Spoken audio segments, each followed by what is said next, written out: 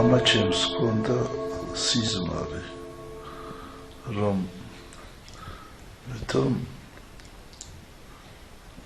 მამა ჩემი და მე ვიდექით წყალათხითან.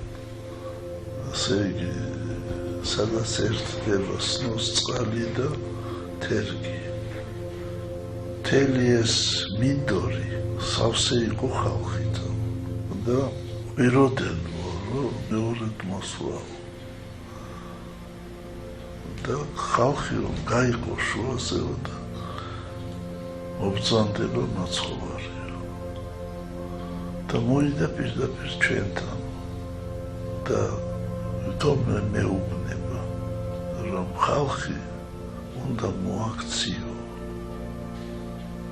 აი ესეთი სიზმარი ნახა და